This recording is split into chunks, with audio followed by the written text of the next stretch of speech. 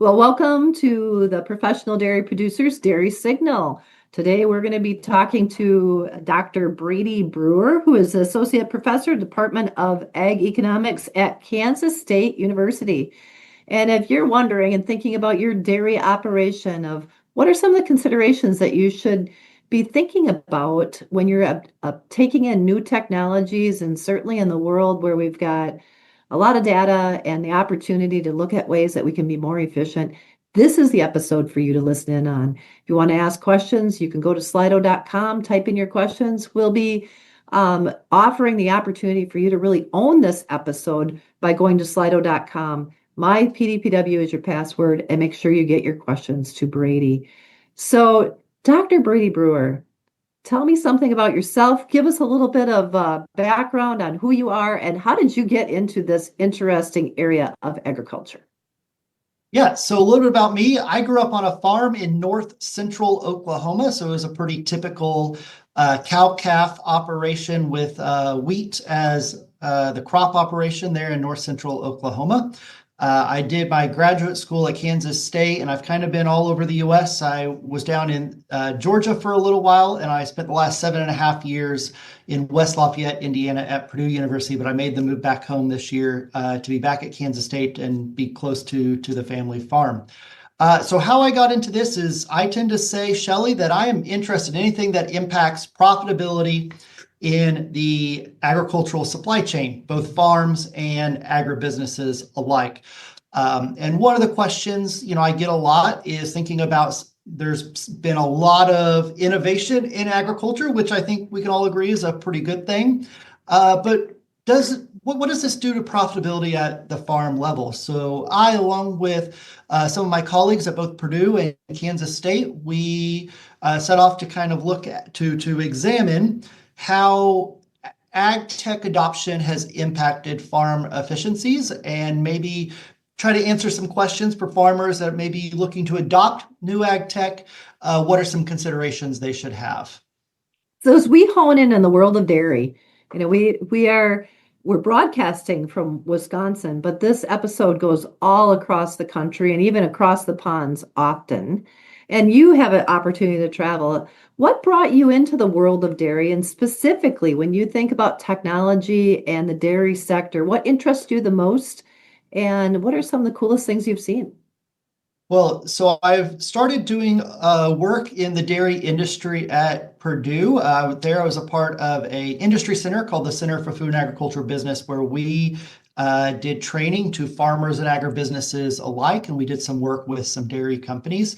And I think through that work, dairy is an interesting case study, especially when it comes to ag tech. Dairy has, in my opinion, been on the bleeding edge in agriculture in terms of adoption of certain ag technologies. We think about robotics, we think about data management with what has happened and what dairy farmers, the tools they have available to them.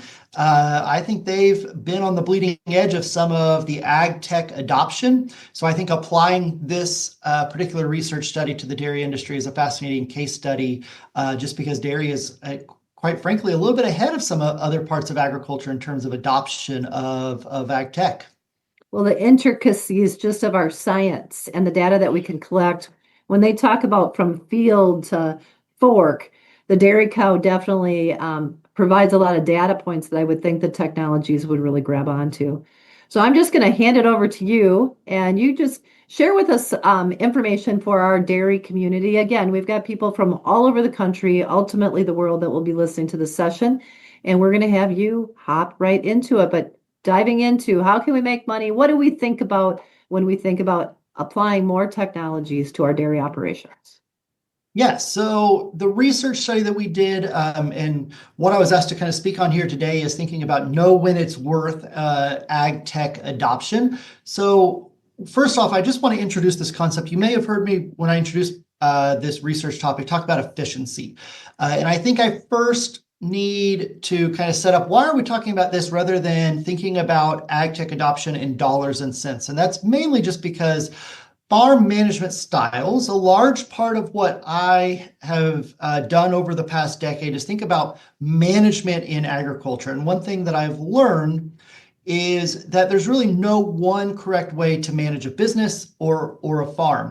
There are farmers that choose a strategy. Maybe it's a cost-saving strategy. I tend to think of these as farmers that are going to save themselves to prosperity. There are some farmers that focus really on maximizing output, and I tend to say those are the farmers that are going to yield themselves to prosperity. There's no wrong way to set a course, but we got to lean into the strategies that work best for our management style. So that's why we've chosen to study ag tech adoption from an efficiency framework. So when I say efficiency, what I mean is maximizing what you get for what you put into your operation. Okay. So when we say efficiency, what we mean is maximizing, for your set level of production for your farm, are you getting the most out of it? Okay. And there's no right way. So you see this graph here on the screen. If we think about having two products, so a dairy, you may have milk, and you may also have thinking about a dairy on beef operation as well. So that may be product B.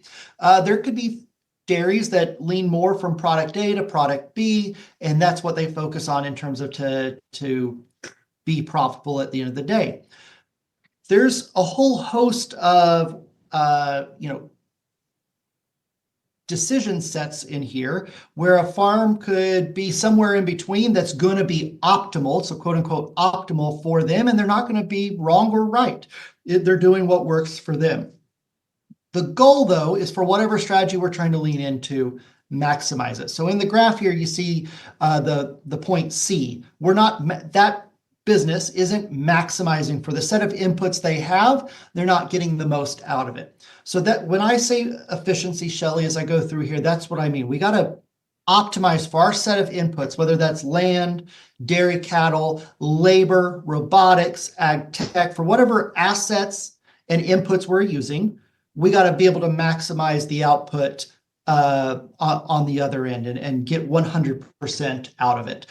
And in using this framework, this allows us to compare farms because we don't have to worry about costs and we don't have to necessarily worry about those different managerial strategies.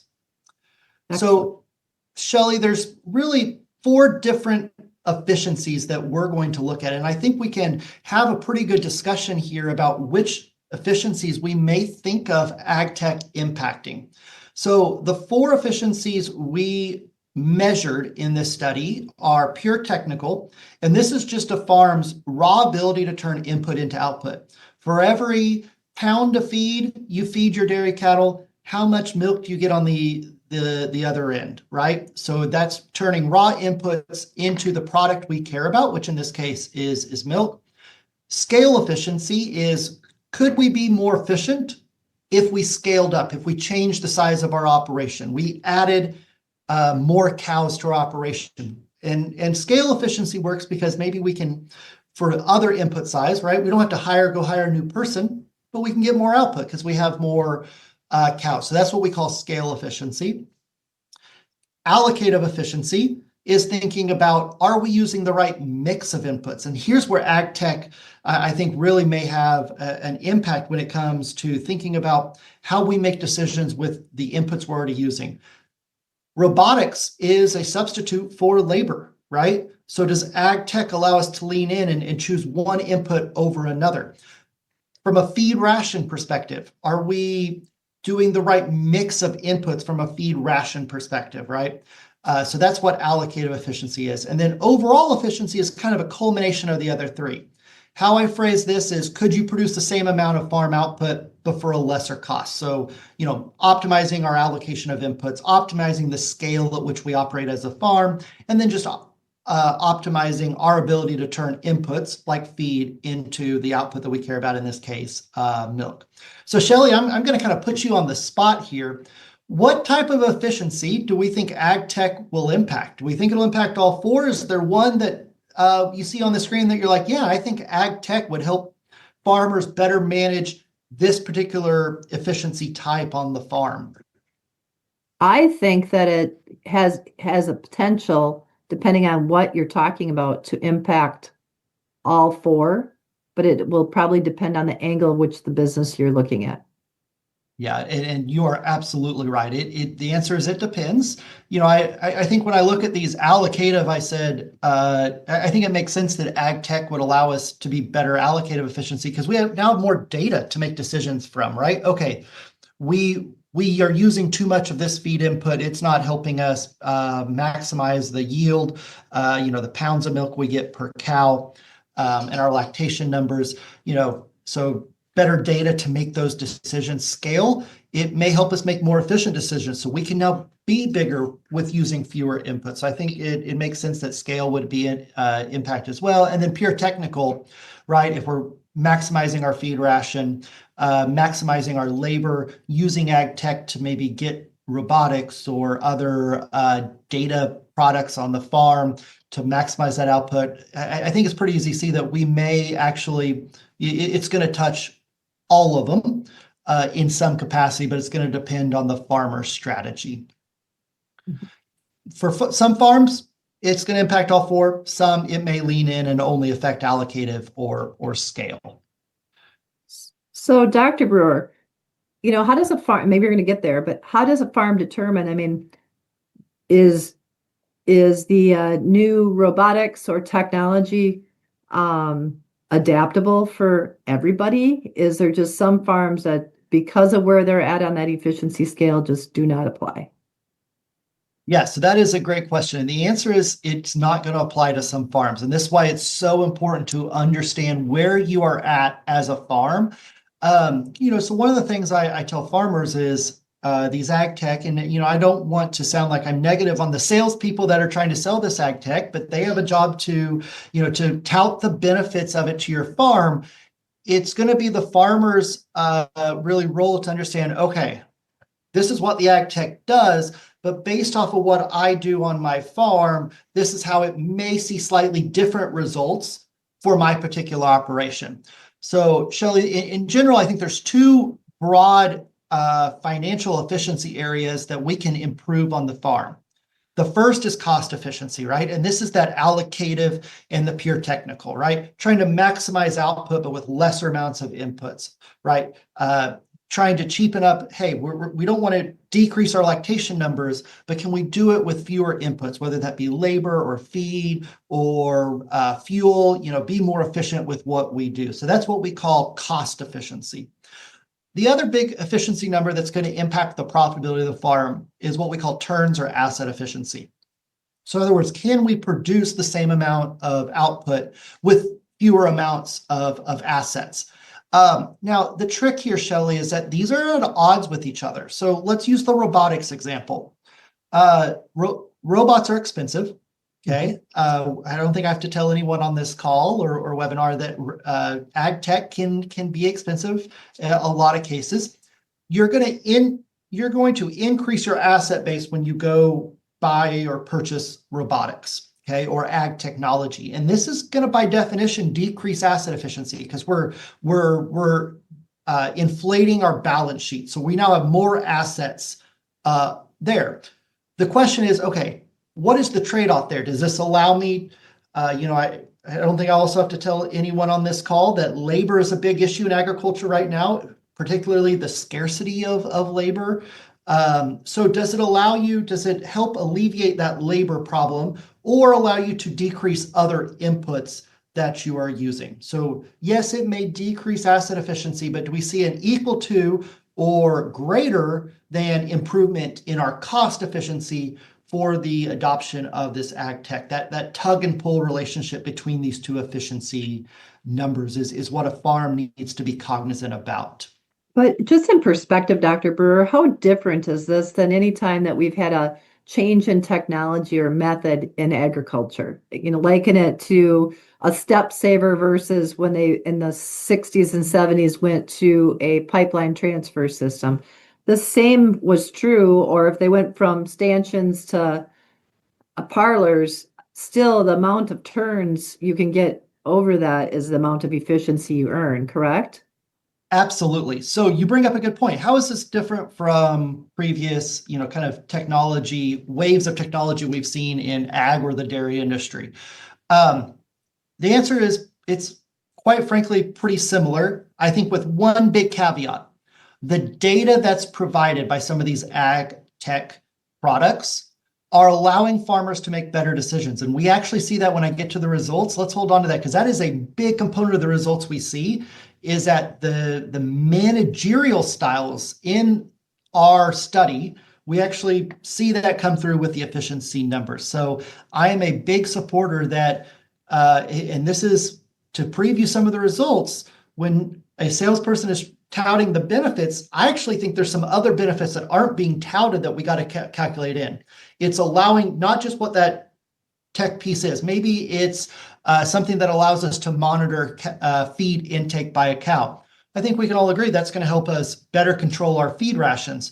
But what that's allowing us to do is make other decisions in other parts of the dairy. So there's some kind of ripple effects that's really hard to capture from a dollar and cents perspective, but we're actually seeing it increase dairy efficiency or farm efficiencies in this case. So is it like saying the capture of knowledge is driving the efficiency factor more than what it has before? Because that data becomes, if used, can be knowledge to make a better decision. Yep. It's not just impacting the small area that ag tech is really designed for, but it's these ripple effects of allowing the farmer to make better decisions in other areas as well. Okay. And I don't want to understate that point of what we found.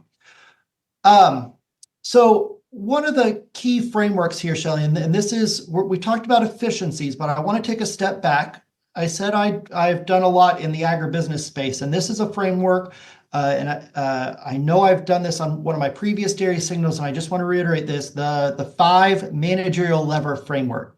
So anytime you adopt ag tech, I would highly encourage farmers to understand how that ag tech allows you to pull one of these managerial levers in a better capacity, right? How does it allow you to manage output price? How does it allow you to manage your yield, the pounds you get of milk on your farm?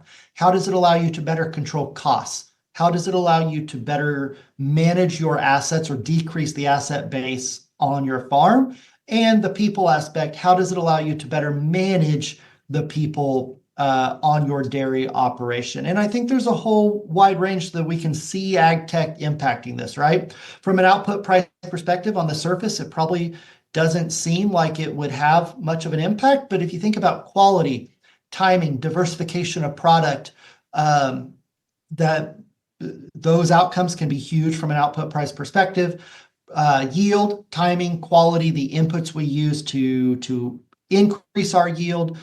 I think cost is a natural thought exercise in how the ag tech is going to decrease costs on the farm, right? Minimizing costs of feed rations, labor, fuel, asset costs as well. There's also tax saving components, downtime components that we got to factor in as well. Assets, right? If we can consolidate where we needed 2 assets, now we need 1, right? We can decrease our asset base or better manage those complementary assets, right? Those ripple effects, and then the people component, more or less expensive labor may be needed. So here ag tech does have skills that are needed to utilize it and manage it. So maybe sometimes this may actually increase the cost of our labor if we need specialized skills for our workforce.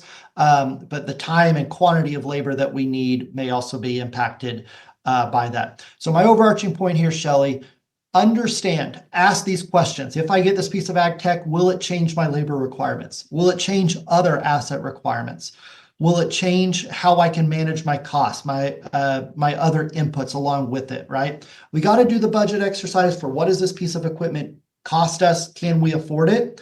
But all of these other managerial decisions can't be understated in terms of the ripple effects that this ag tech will have. What I want to emphasize, Shelley, is, I just want to come back to this. The strategy you set as a farm is going to dictate some of these questions. As I said, some farms try to save themselves to prosperity. Some farms try to yield themselves to prosperity, okay? This is from data from a survey we did at my previous university at Purdue, where we asked farmers, what's the kind of defining managerial characteristic that leads to success on your farm? And you'll notice it kind of runs the gamut. There's a large majority of farmers that say costs and kind of saving your way to prosperity is what they think is their managerial strategy. But that's still less than half the farmers. There's a good amount of farmers out there, and this is just for dairy farmers. Managing production, managing assets, managing people is what they think is the defining characteristic. I do want to just give the caveat here for those on the webinar. Managing people, this survey is now roughly 4 years old. We've done some testing of this with the current kind of scarcity of labor. Managing people is now a little bit more important. So if you're looking at being like, wow, only 9% of dairy farmers said managing people was the most important, you are correct. That number has come up just because of the current labor market conditions. So we've seen a little bit of shifting. This changes within the dairy industry depending on kind of the economic environment as well. And do you see that also being the age of the operator or the next gen coming in has a big influence on that too? Oh, absolutely. Older farmers tend to manage a little bit more on the asset side as they think about retirements and how that's going to play out from a tax perspective and a transition planning perspective. Younger farmers with less of an asset base tend to focus more on costs. So the situation of the farmer definitely impacts what they're going to focus on. Okay, so at the end of the day, this is the exercise all farmers have to do. We have to do a cost-benefit analysis of this ag tech adoption, right? We have to understand this is what the ag tech is costing me. And then what are the cost savings I'm going to get from this new piece of equipment compared to my existing equipment? And I have existing equipment up there, but really what I mean is existing production system. Because a lot of times, especially with ag tech, we may not be replacing equipment. We're adding new equipment to our farm. Okay, so it's not necessarily replacing, we're adding to, but we're changing maybe processes on the farm with how we operate. And this is a gross oversimplification, right? This is where all those ripple effects, Shelley, come into play. We got to think about the agronomic benefits.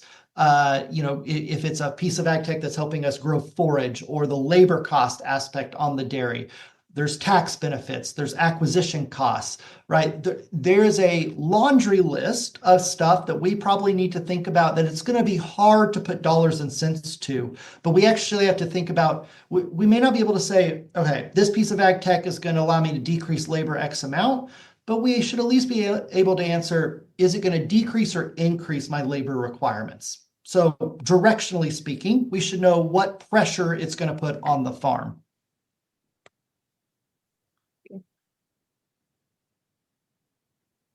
Okay, so let's get into the results. Okay, so what did we find in this study? Okay, so I just want to remind, these are the 4 efficiency measures we were looking at. So how you allocate your inputs, are you the right size of your operation? How are you at turning inputs into outputs? And then the overall, can we produce the same amount overall for less?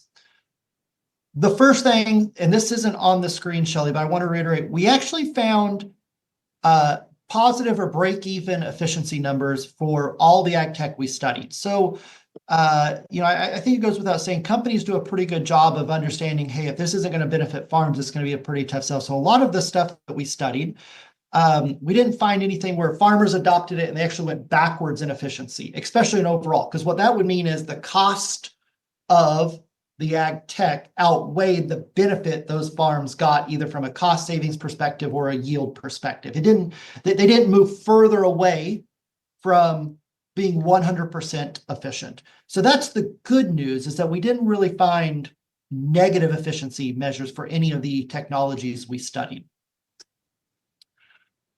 What we did see was pretty minimal returns to single technology adoption. So when we saw a farm only adopt one ag tech piece, we didn't really see huge jumps in efficiency measures. Where we saw bigger jumps in efficiency was where farms adopted what we call bundles. So 3 or 4 technologies or more at a time. Okay. That's where we saw some of the highest returns and efficiency jumps. So farms going, in other words, 70% efficient to 80% efficient. Dr. Brewer, give us an example of single technology. I want to make sure that we're all up leveled there, thinking the same thing, and give me an example of bundle technology. So bundle would be, adopting technology that allows you to monitor feed intake, maybe other, while also adopting robotics, while also adopting, right? If you think about all the different individual pieces of ag tech out there, on the crop side, this would be analogous to adopting variable rate seed, variable rate fertilizer, grid sampling, along with section control on the agronomy side, right? You're not just adopting variable or section control, right? And I think the crop side, and I know this is for a dairy audience, but the crop side I think is a really good case study in why it makes sense that we see these higher returns. Let's say you bought a piece of equipment that allows you to do section control on a sprayer or a seeder. Without the other data, right? Thinking about the grid sampling or the ability to create yield maps using your harvesting equipment, you're not going to fully realize the potential of that section control to be able to really get the data down to the level you need to really help save you money from an input perspective. Okay. On the agronomy side, that's kind of that example. On the dairy side, maybe if we don't know exactly how our feed ration is performing, right, the ability for us to monitor cow output with that type of technology on the dairy. If we're not able to track the inputs to the outputs, it's not going to lead to worse decision making, but we're not going to see those large jumps if we don't see all the full picture. And that's why we think we see this higher return to the bundles, right? It's the full picture of data on the farm that is allowing those better managerial decisions. Again, those ripple effects where we see the highest returns to efficiency. Okay. So there's less gaps in the knowledge train when we have bundles versus if we single apply a technology, there's some areas that are loopholes of where we're guessing. Yep, absolutely. The technology is paying for itself, but it's when you combine it with the data. So it's when you combine, we know the cow had this amount of uptake on the feed, but we don't know maybe the output, the lactation numbers for that particular cow, and it's being able to tie them together that really leads to those higher, the better managerial decisions. The other thing, Shelley, which is I think the big outcome of this study, is that the already efficient farms saw less benefit from some of the adoption. So if you're a farm and you're already operating at maximum capacity, right? You're at that frontier, you're at 100% efficiency. The wiggle room that you have to improve that, while the data may be useful to you or not, we saw less benefit to those farms that went into the study already being classified as efficient, right? So their ability to turn inputs into outputs was already greater than maybe some of their peers in the study. The inefficient farms is where we saw some of the biggest increases in efficiency numbers. And I think this just makes sense. Those farms had the biggest kind of gaps to fulfill, and that data they got from some of these technologies really pushed them up the frontier and improved their efficiency numbers from going from 65% efficient to 80% efficient. Okay, so that's where we saw the biggest gaps. And I think this is a huge outcome for if you're a farmer and maybe you're looking about, wow, when I benchmark myself with data, I'm looking at numbers, I know what my lactation numbers are relative to maybe peer numbers and I'd like to improve. That actually means that maybe some of the numbers that are being touted by some of these ag tech could be even more beneficial to you, right? Because if you're on the lower end of the efficiency numbers, you could really stand to improve from some of these the data and managerial decisions that's going to come from having this at your disposal. So you could see higher bumps in the efficiency of your farm and profitability. Okay. Now, Shelley, I asked you earlier about which one of the four efficiency types we saw the biggest jumps in. Here's where I tell you the results.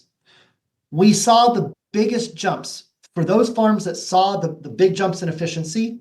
More often than not, it came because of allocative efficiency. So it's those better allocation of inputs. This is where we think it's this managerial effect from these ag tech. Okay. No, we saw increases in pure technical. We saw increases in scale. So it impacted all four efficiency types, but the biggest increases came from the allocative efficiency. And again, that's where I really attribute that managerial aspect, okay, of this data to really having huge impacts, and cannot be understated to that the data that's provided by some of this, okay? So, being able to better allocate your inputs, whether it be labor, feed, agronomy inputs, if you have an agronomy operation on your dairy for the forage side, that's where we saw those large jumps come from. And that was a little surprising to me. Well, quite frankly, and here's where I want to brag on both the dairy and just broader agricultural sector here in the United States.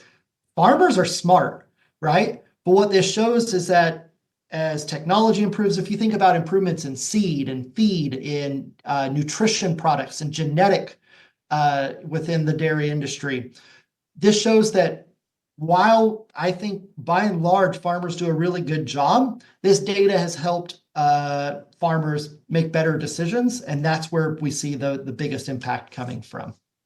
So as you've studied other sectors, and we look at the highest overall efficiency gain in the study of a net of 8.5, how does dairy stack up to other sectors when we look at adaptation of technology and that jump in efficiency?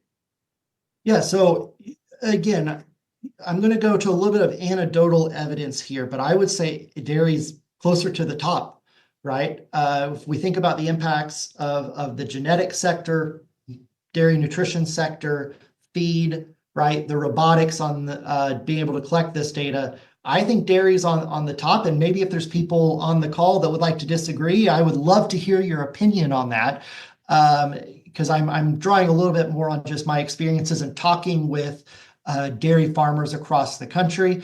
I was out in California in Visalia just a couple weeks ago at the nutrition conference, and I will tell you, I was amazed at the science behind the feeding rations and stuff like that in the dairy industry that goes on. I'm an economist. As I said, I come from more of a cow-calf background, but I'm learning the dairy industry quickly. There's a lot to it, and I think that better decision making and the decisions made within the dairy industry leads me to believe that you guys, and when I say you guys, the dairy industry would probably be some of the better benefactors of some of this technology, just due to the minute details that you guys get into with managing your farms. I don't know, maybe Shelley, you disagree, or maybe someone on the call disagrees, but that is my perception, is that you guys would be at the top end of this. We start looking at our numbers and just looking at the feed industry, or what we're feeding our cows. Our greatest cost are our feed and labor. So anything that we can squeeze a fraction out of that and extrapolate it over numbers is definitely going to make a big difference. Yeah, and those are large costs. So sometimes it's small tweaks can have huge impact. So again, this is that allocative efficiency result that we got, where that was one of the main drivers of those farms that saw the larger efficiency numbers. I do not want to understate the managerial aspect of it. These ag techs are great.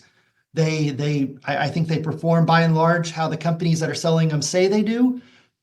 But really what our study shows is that sometimes it's not the direct benefit. It's not necessarily that you do this and it helps you produce more milk. That is part of it, but it's allowing you to make decisions all across your farm that's contributing to it, not just one particular aspect. And I think that's why we're also seeing those bundles, right? It's the data across the board. It's those ripple effects, the managerial decisions you make that's driving some of the results we see. Which I think is a really cool result and really shows the innovativeness of our farmers here in America to say, hey, they're using this data and really changing operations, and it's having a big impact in the data we have. It'll be interesting to look at back at certain fragments in time of the evolution of the dairy sector. Is some of the new technology that's there, managing data, incorporating it, the robotics, just our cow tracking, is that going to be equivalent sometime in the dairy industry as putting a wheel has been in the modernization of other industries? I mean, it's what is this going to equate to? Is this the most efficient that we've had in the last 25 years, or is there just, are we going to do this again in the next 20 years where we'll just double down and multiply our efficiencies? We've been saying that throughout history in agriculture, right? There, economists, philosophers have been questioning for the last couple hundred years of, have we reached the limits of what we're capable in terms of producing in the food supply chain? And we keep just being able to exceed expectations. I'm not going to go on a limb and necessarily say that I think for sure we're going to be able to keep producing this every 20 years or so and keep increasing output. I mean, we've done a really good job of increasing our yield. If you think about the number of dairy cows we have now, but we're producing more with less, I think that trend is certainly going to continue. At what rate it's going to continue is kind of yet to be seen. But I really think that, to your point about, is this data revolution going to be seen as just the adoption of the wheel? Absolutely. Especially, I think this is both scary and exciting. If you look at, there's some consulting firms out there that have studied the ag supply chain and compared agriculture to other areas of the overall economy. In general, ag is behind other areas in terms of technology adoption, digitization of the supply chain. And there was one study done in 2015, 2016 that ranked agriculture. They did 22 different sectors of the economy, and ag was ranked last. That's both kind of scary, but also exciting, because that means we have a long ways to go. So I think this will be kind of seen as the wheel, right? In adoption of the wheel. It's just going to be second nature, allowing us to make better decisions to continually increase input. Absolutely. So, Shelley, I want to go through some key considerations here. And I've already mentioned farm strategy, but we also have to think about maybe purchase strategy and asset strategy as well. Okay. Those ripple effects matter, and what you're trying to do on your farm matters as well, and how it's going to impact the strategy. So a study I was a part of at Purdue, the large commercial producer survey, we surveyed, and this is for crops. We have it for dairy farmers as well. And I apologize, I probably should have switched out to the dairy specific data. Dairy is much more on the product performance side. So we have it for two aspects of dairy: the crop side of dairy, and then the livestock side of dairy when thinking about purchasing capital equipment. So equipment for your dairy operation, but not much change from the overall crop data that you see here. Majority of farmers, when they're purchasing equipment, product performance is the number one priority. Okay. Being able to perform as it says it will, not breaking down, being reliable, and being able to do the things you need to do with it on your farm is the number one priority. But a fair amount of farmers say, no, price is, while, yeah, I need quality, price is the number one attribute when I'm doing it. Again, saving our way to prosperity. And then a minority of farmers do say the supplier relationship, so being able to get it fixed, having that relationship with your dealer retailer is the most important, but it's third in this case. Overarching point here, you got to remember what you're trying to do with your capital equipment on your farm. If the goal for you is to have the best equipment that never breaks down, and price is kind of a secondary factor there, take that into consideration when you are trying to decide this adoption of ag tech. For instance, maybe there's a new ag tech that looks very promising, but there's still some kinks that need to be worked out. That's gonna matter from a strategy perspective on your farm. If it breaks down often and you don't have the labor to fix it because you run a very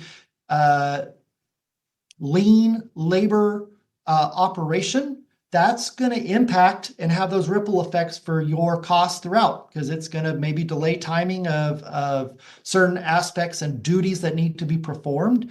Okay, so maybe you have excess labor on your farm and you're like, well, if something breaks down, we have excess labor to get it fixed up and running no time, and it's not going to impact other operations. Those are questions that need to be asked when you're considering the adoption of these technologies. Okay. This is a checklist, Shelley, that I pull from Iowa State University, and I have really appreciated its simplicity. And if you go to their website, this checklist, I'm actually paraphrasing it. It's a full page long. These are what I consider the kind of the nuts and bolts of it. But really, when you're looking at the jobs you need to get done on your dairy farm, this checklist does a nice job of kind of looking at the impacts of this technology in two ways. One, what am I trying to do here? Am I trying to cut costs? Am I trying to better manage a certain aspect of my dairy farm? So these are just a set of questions that I think help guide this process, okay? And help us think about how the equipment, ag tech or otherwise, is going to impact profitability on the farm. Okay, so And for our folks that are listening, just listening to this as a podcast, let's tick down through this list and give them a benefit of hearing it. yeah, so the questions that we are going to ask are, just making a list of what are the tasks this equipment needs to accomplish. Okay, what tools and implements are necessary for accomplishing the work that are complementary to this piece of equipment? What's the minimum horsepower requirements, or what's the minimum capacity that this equipment needs to be able to do to function properly? How many acres or number of head can this purchase be divided over? So how many am I going to need to purchase is kind of where we start. And really what these questions go over is what are we trying to do here, and what is the specific equipment I need to accomplish this task or objective I'm trying to achieve on the farm. Okay. Then the second set of questions that we're going to ask in this checklist really deal with what are the financial implications of this purchase. Okay, so I know what I need to happen. I've narrowed it down. Here's the set of equipment that will help me achieve the objective I'm trying to get done on my dairy farm. But what are going to be the financial implications of this purchase? Okay, and this is where we get to these ripple effects and trying to quantify them. So first off, what's just the direct ownership cost of this piece of equipment? What's it going to cost? Am I going to have to take out a loan, principal and interest? What are taxes going to be? What's the direct ownership cost of this piece of equipment I'm looking to purchase? Second, what will owning, and I'm going to say tractor here, but this is really to broaden it, any equipment, right? What will be the minimum the features and requirements cost me for this piece of equipment? Are there going to be add-ons I need to purchase? Is there additional equipment I need to purchase? Okay, and what will their cost be? How much does a custom operator charge to perform this task? The reason we're asking custom operators, this is a good proxy for kind of labor and what is going to be the ownership cost of this piece of equipment. Okay. So if you had to hire someone to come in and run this piece of equipment, what would it cost? And that's a good proxy for your time or your employees' time that it's going to take to operate this piece of machinery. Okay. And then finally, what's maintenance going to be? Do we expect this to break down a lot? Is this going to be a fairly easy piece of equipment to maintain? Okay. And those are the broad financial implications that at a bare minimum we need to try to quantify. Now, Shelley, I did say, previously, what we found in our study was that those ripple effects, the managerial decisions, are a large part of this as well. Notice this checklist doesn't really get into that. And the reason is that's going to be so dependent on each farm and what piece of equipment you're buying that the checklist would be 2 pages long if we did that. So that's going to be up to the dairy farm manager or owner to say, okay, maybe we don't need as much labor now because this piece of equipment helps us in that aspect. So all those tangential financial implications should be thought about It's going to be hard to quantify because a lot of times it's going to be a guess, but we should at least think about directional impacts. Will this help me save on labor? Will this help me save on feed costs? Will this help me save or cost me more on other assets that I need to purchase or get rid of if I get this particular piece of equipment? So we got to do all those ripple effects as well. One thing that I would always encourage farmers to do, and this is, you're talking with an economist here, so benchmarking is a exercise I would always advise before making any big decisions, is figuring out, okay, there's two main efficiency measures, the financial efficiency measures that we talked about, asset efficiency, which is asset turnover, and cost efficiency, which is profit margin. Where am I relative to my peers? And that may help provide direction in what you need to achieve with some of these adoptions of pieces of equipment. So for instance, if you're benchmarking yourself and operating profit margin, okay, is not as good as it should be, that may tell you that you really need to focus on pieces of equipment or ag tech that really help you save from a cost perspective, okay? So that's where benchmarking can be extremely valuable to understand what should we be trying to accomplish here. Conversely, maybe you're already super asset efficient. So your asset turnover is on the high end. And farms in general are pretty asset heavy, but maybe you benchmark yourself and your asset turnover is pretty high. Well, then maybe what that means is we shouldn't worry as much about adding to our balance sheet if we can increase our cost efficiency because we're already doing really well from an asset efficient perspective, okay? So the questions I would ask here, how does the ag tech help you manage your cost efficiency on your farm? So how does it help you manage and produce the same amount of output at a lower cost? Or how does the ag tech help you manage your asset efficiency, so producing the same amount with fewer amount of assets? And start with benchmarking because that'll help you understand what you need to achieve. And then the third thing I always advise to benchmark is interest expense. We all know what interest rates have done. That could be a whole 45-minute session on its own. We know that interest rates have increased. That has increased the interest expense that farmers are having to pay. So understanding how much interest you are paying and how that will change if you have to take out a loan to purchase this piece of equipment. So what does that do to overall profitability of the farm? We don't want to overburden ourselves here with interest expense if we can avoid it. But if the benefits outweigh the costs, so in other words, we're seeing reduction of expenses in excess of the interest, that's a financial exercise we need to do and understand before we make this purchase. All right, so thinking about, the broader picture here, okay? More efficient with other costs is a big, what we found in our study. Those ripple effects cannot be understated, okay? From an agronomy perspective, increased plant health and yield. From a livestock perspective, increased animal health and yield is a huge benefit that we saw as well. That data for better decision-making shows up and is loud and clear in terms of how it impacts farm profitability. At the end of the day, this is what we're trying to minimize. Our average per unit cost. For every gallon of milk we produce on the farm, we're trying to minimize what it costs us to produce that gallon of milk, either through asset efficiency or cost efficiency, okay? So that is the overarching goal here. Understanding how it helps us, that ag tech helps us pull those 5 levers is going to be key to minimizing this equation, okay? Size plays into this, okay? How we are able to scale up with this efficiency. There is an optimal size. We can get too large, okay? Because once we get too large, we start duplicating costs. The cost of ownership start to outweigh maybe some of the benefits we get. The marginal benefit starts to decrease. So there is an optimal size here that we got to pay attention to. And we don't want to overextend ourselves too quickly with some of the equipment that's out there. At the end of the day, here's kind of my roadmap to making some of these decisions. Benchmark yourself first. Understand where you are with your asset efficiency and cost efficiency. So asset turnover and operating profit margin. Okay. I like to use FinBin data out of the University of Minnesota. That's a great database, especially on the dairy side. They have a lot of dairies in that data.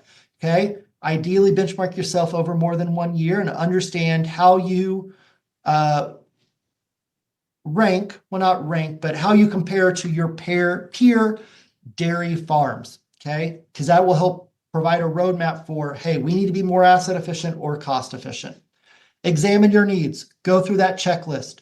What are we trying to accomplish? What equipment do we need to accomplish it? And what will be the financial implications? Are there assets that we don't have that we may need? How will this ag tech change our asset requirements on our farm? Do the financial analysis. What's the added revenue for the ag tech purchase? Are there cost savings?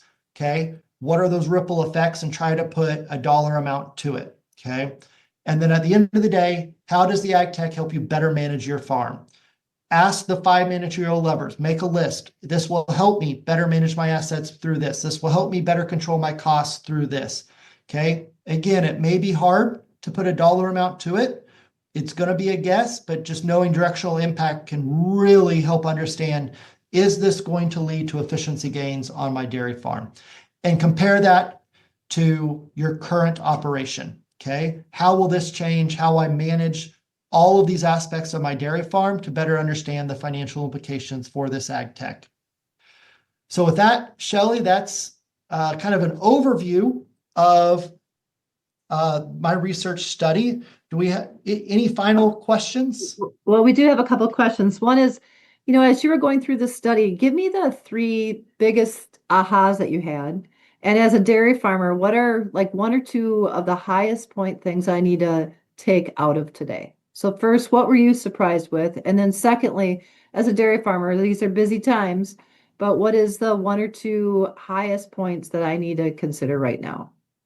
Yeah. So first, I think the 3, or at least 2 aha moments I had with this study is, 1, it wasn't necessarily just the increase of output. I kind of going in, I really thought that one of the big benefits of some of this ag tech adoption was going to be the farms that adopted saw greater yields. And while we saw that, that was not the biggest, that was not what resulted in the biggest efficiency gains. It was really the cost side, the allocation side that really drove what we saw from a farms becoming more efficient. The other kind of big aha moment for me was the aspect that the less efficient farms were the ones that stood to benefit the most.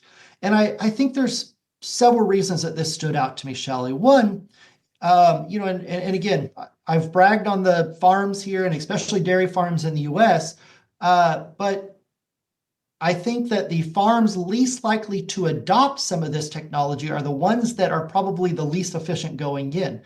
And quite frankly, those should be the easiest sells to convince you that maybe this adoption is going to benefit your farm profitably, because you have the most to gain from the data that you get from these ag tech products, right? So those least efficient farms seeing the highest benefit.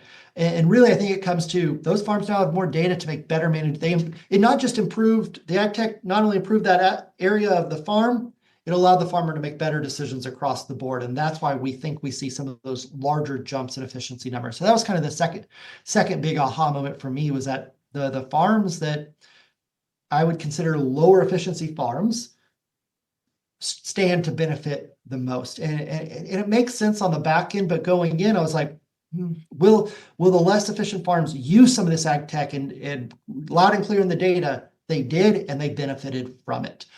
And I think the third one is that it's a very, what we call in academia, heterogeneous. So it's a very mixed bag in terms of how farmers manage some of these ag tech products. And that's why, I can't emphasize enough, it is very dependent on what you're trying to achieve here. There is no one size fits all solution.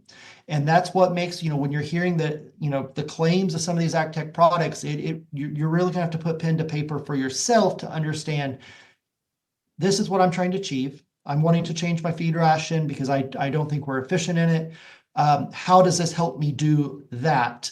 and the objective that you're trying to achieve is going to matter here, because it's not a one size fits all solution. You know, the main takeaways for the dairy industry, it is very clear that these products, to your point, you know, I don't know if I would call this the adoption of the wheel, but we're in a data revolution here. We're rapidly seeing new products every year. It seems to be changing how farmers think, how agriculture thinks. Don't be afraid to try things and make it work on your farm. Okay, that's kind of my one big takeaway.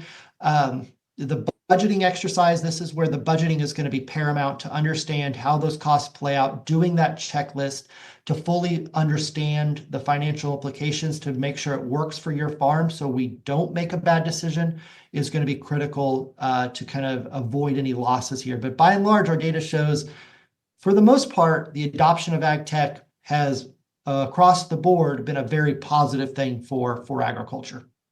All right. So push the pen, but don't be afraid to push yourself into some technology and new thinkings for higher efficiency, is what I heard. And every dairy is different. Yep, Boy, because the benefits seem to be a lot more than just the direct benefits of that technology. that is awesome. And you heard it here first from Dr. Brady Brewer. And we are very, very honored to have you on today's Dairy Signal.